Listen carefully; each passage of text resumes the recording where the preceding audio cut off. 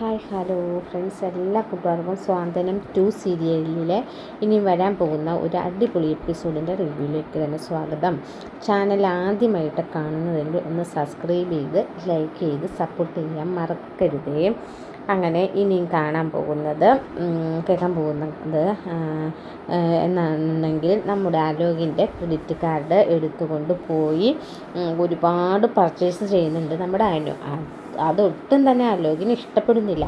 ആലോകിനോട് പറയാണ്ട നാളെ എനിക്ക് കുറച്ചുകൂടി സാധനങ്ങൾ മേടിക്കാനുണ്ട്, ചെരുപ്പ്, കുറച്ച് ഓർണമെൻറ്റ്സ്, അതുകൊണ്ട് കാർഡ് എൻ്റെ കയ്യിൽ തന്നെ ഇരിക്കട്ടെ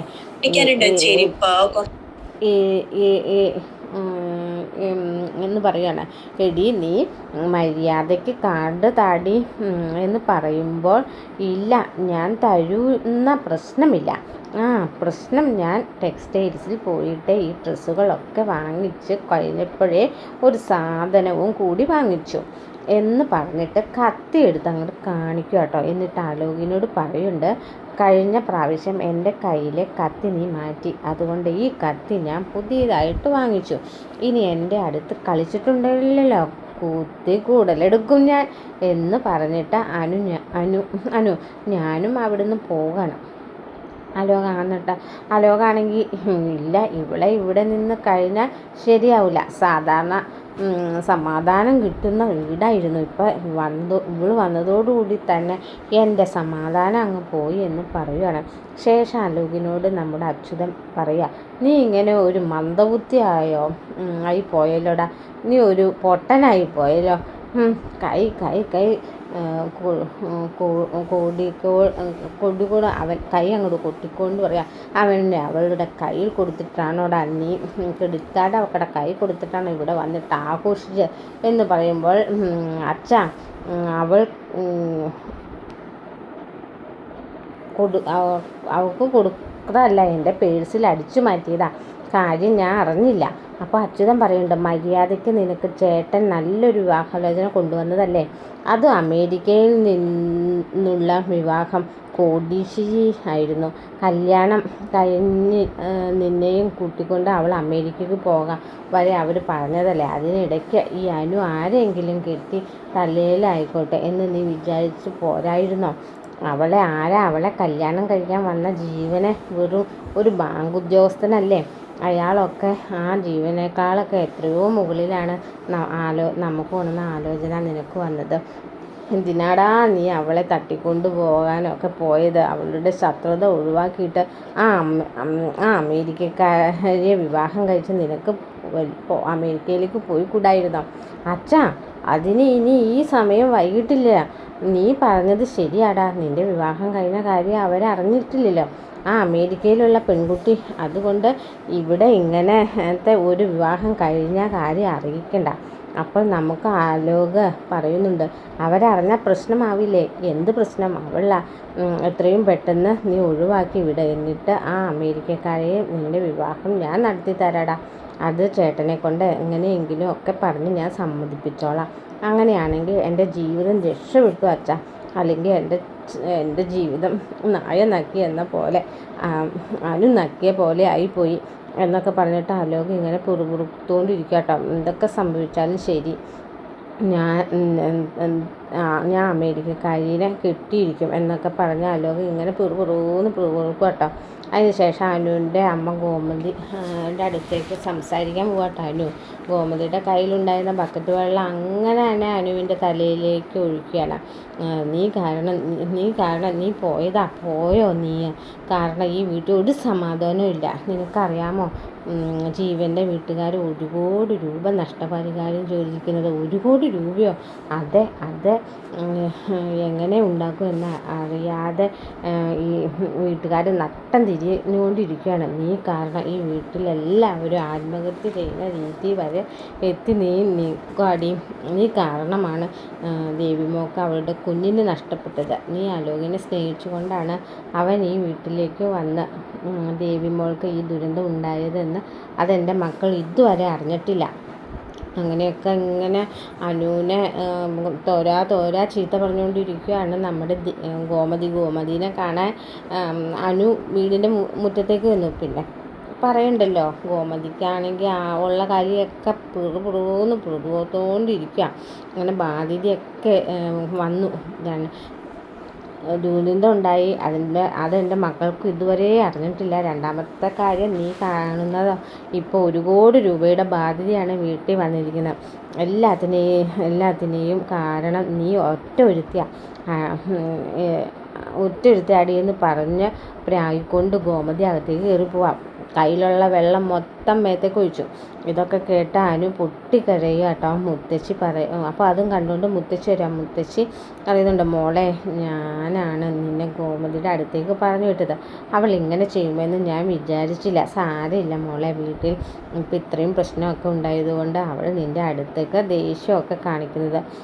ദേഷ്യമൊന്നും ഉണ്ടാവില്ല, മോള് വാ, മുത്തശ്ശി തല തോർത്തി തരാം എന്ന് പറഞ്ഞ് മുത്തശ്ശി തലയൊക്കെ തോർത്തി കൊടുക്കുന്നുണ്ട് കേട്ടോ. രാത്രിയാകുമ്പോഴേക്കും അനു ഇങ്ങനെ ഫോണിൽ ഇങ്ങനെ കുത്തിക്കൊണ്ടിരിക്കുകയാണ്. ആ സമയത്താണ് അലോക് പറഞ്ഞത്, എടി നീ മര്യാദയ്ക്ക് എൻ്റെ ക്രെഡിറ്റ് കാർഡ് തരുന്നുണ്ടോ എന്ന് ചോദിക്കുകയാണ്. ഞാൻ തരില്ല, അലോകിനോട് പറഞ്ഞതാണല്ലോ. ഓഹോ, അപ്പം അങ്ങനെയാണെങ്കിൽ അതെ അങ്ങനെ തന്നെയാണ്. എടി നീ മര്യാദയ്ക്ക് എൻ്റെ ക്രെഡിറ്റ് കാർഡ് തന്നോ, അല്ലാന്നുണ്ടെങ്കിൽ നിന്നെ ഞാൻ ഇവിടെ ജീവിക്കാൻ സമ്മതിക്കില്ല. അതിനാരാ ഇവിടെ ജീവിക്കാൻ പോകുന്നത്? എടാ, നിന്നെ കൊല്ല പിടിച്ചിട്ട് ഞാൻ പോടാ ജയിലിലേക്ക്. അല്ലാതെ എനിക്കിവിടെ ജീവിക്കണമെന്നൊന്നും ആഗ്രഹമില്ല എന്ന് അനു പറയാം. അപ്പം അങ്ങനെയായി കാര്യങ്ങൾ. ശരി, അല്ല നീ ഒരാളെ ഒരു കാര്യം ചോദിച്ചോട്ടെ, ഞാൻ എന്തിനാ ഇപ്പോഴും പാ വിരിച്ച് നിലത്ത് കിടക്കുന്നത് എന്ന് ചോദിക്കുകയാണ്. ഇത് കേൾക്കുമ്പോൾ അലോകിൻ്റെ മുഖത്ത് നോക്കുന്നുണ്ട്. അല്ല, ഈ വീട്ടുകാരുടെയും നിൻ്റെ വീട്ടുകാരുടെയും നാട്ടുകാരുടെയും ഒക്കെ വിശ്വാസം നമ്മുടെ വിവാഹം കഴിഞ്ഞു എന്നല്ലേ. നമ്മളിപ്പോൾ ഭാര്യ ഭർത്താക്കന്മാരാണ്. ഏത് ഭാര്യ ഭർത്താവാണ് നിലത്ത് പായ വിരിച്ച് ഭർത്താവ് നിലത്ത് കിടുന്നത്, ഭാര്യ കട്ടിലിന് മുകളിൽ സുഖമായിട്ട് കിടുന്നത്? അതാണോ നല്ലൊരു ഭാര്യ ചെയ്യേണ്ടത്? അങ്ങനെയല്ല. നല്ല ഭാര്യ ചെയ്യേണ്ടത് ഭർത്താവിൻ്റെ കൂടെ കട്ടിൽ ഒരുമിച്ച് കിടക്കേണ്ടതാണ്. നമ്മുടെ വിവാഹം കഴിഞ്ഞിട്ട് ആദ്യ രാത്രി പോലും നടത്തിയിട്ടില്ല. ഒരു കാര്യം ചെയ്യാം, നീ എൻ്റെ നല്ല ഭാര്യയല്ലേ, നീ എൻ്റെ കൂടെ വന്ന് കിടക്കുക എന്ന് പറയാണ് അലോക്. അല്ലെങ്കിൽ ഞാൻ നിൻ്റെ കൂടെ വന്ന് കട്ടിലിൽ കിടക്കാം. അലോകെ, വെറുതെ കളിക്കല്ലേ കേട്ടോ. എന്ത് കളിക്കല്ലേ, ഞാൻ ബഹളം ഉണ്ടാക്കും. ബഹളം ഉണ്ടായിട്ട് നീ എന്ത് പറയും? ഞാൻ നിൻ്റെ കൂടെ കിടക്കാൻ വന്നോ? അങ്ങനെ കേട്ടാൽ മറ്റുള്ളവർ നിന്നെ ആയിരിക്കും കളിയാക്കിച്ചിരിക്കുന്നത് എന്ന് പറയാണ്. അതുകൊണ്ട് ഞാനൊരു കാര്യം ചെയ്യാം, കട്ടിലിൽ വന്ന് കിടക്കാം എന്ന് പറയാണ് അലോക് പറയുന്നുണ്ട്. അപ്പോൾ അനു പറയുന്നുണ്ട്, അലോകെ വേണ്ട, വെറുതെ കളിക്കില്ലേ എന്ന് പറയുമ്പോൾ, എന്ത് കളിക്കുന്നാണ് നീ പറയുന്നത്? എന്ത് കളിക്കാനാണെന്ന് പറയുന്നത്? അപ്പോൾ ആ സമയത്ത് അനു കട്ടിലിൽ തന്നെ ഇരിക്കുമായിരുന്നു കേട്ടോ. അലോക് വേഗം കട്ടിലിൽ വന്നിരിക്കുകയാണ്. എന്നിട്ട് അനുവിനോട് കെട്ടിപ്പിടിക്കാൻ വേണ്ടി നോക്കുമ്പോഴേക്കും അനു വേഗം തന്നെ അവിടെ ചെറിയൊരു ചരടുണ്ടായിരുന്നു, അത് കയറ് പോലത്തെ ഒരു ചെറിയൊരു സംഭവം അതെടുത്തിട്ട് അലോകിൻ്റെ കഴുത്തിലേക്ക് ഇങ്ങനെ ചുറ്റുവട്ടി അങ്ങോട്ട് പിടിച്ച് എന്നിട്ട് ഇറുക്കുക കേട്ടോ. എന്ത് പറയുന്നുണ്ട് നോക്ക്. എൻ്റെ അടുത്ത് വേഷം കെട്ടിയിട്ട് വന്നാലുണ്ടല്ലോ, അതേ ഒരൊറ്റ തിരി നീ അങ്ങ് തീരും. എന്നിട്ട് ഞാൻ പറയും, നീ ശ്വാസം മുട്ടി ശ്വാസം കിട്ടാതെ മരിച്ചതാണ്, ഞാൻ നിന്നെ കൊന്നതാണ് തന്നെ ഇരിക്കട്ടെ. എനിക്ക് ജയിലിൽ പോയി കിടക്കാൻ പ്രശ്നമൊന്നുമില്ല. അതുകൊണ്ട് എൻ്റെ അടുത്ത് കളിക്കുമ്പോൾ സൂക്ഷിച്ച് കണ്ടും കളിക്കണം. അവൻ ഭർത്താവ് വേണ്ടി വന്നിരിക്കുന്നു, പോടാ എന്ന് പറയുകയാണ്. മര്യാദയ്ക്ക് അല്ലെന്നുണ്ടെങ്കിൽ നിന്നെ ഞാൻ ഈ വീട്ടിൽ താമസിക്കാൻ ഈ ലോകത്ത് താമസിക്കാൻ വേണ്ടി വിടില്ല എന്ന് പറഞ്ഞിട്ട് വാതിൽ പുറത്തു നിന്ന് ലോക്ക് ചെയ്തിട്ട് പുറത്തേക്ക് പോകട്ടോ. അലോക് രാത്രി അവിടെ കിടന്ന് ഇങ്ങനെ വാതിൽ തുറക്കടി എന്ന് പറയുമ്പോൾ ആരും കേൾക്കുന്നില്ല. വാതിൽ ലോക്ക് ചെയ്ത് മുമ്പ് ഹാളിൽ പോയി കിടന്ന് രാവിലെ ആകുമ്പോഴേക്കും അച്യുതൻ എഴുന്നേറ്റ് അലോകിൻ്റെ റൂമിലേക്ക് പോകുമ്പോഴേക്കും അലോക് കഥകൾ ഇങ്ങനെ മുട്ടിയിരിക്കുക കേട്ടോ. അച്ഛൻ വാതിൽ തുറക്കുന്നു. എന്നിട്ട് ചോദിക്കും, ആരാടാ ഈ വാതിൽ പുറത്തു നിന്നും അടച്ചത്? വേറെ ആരാണ്? അവളാ, അനു.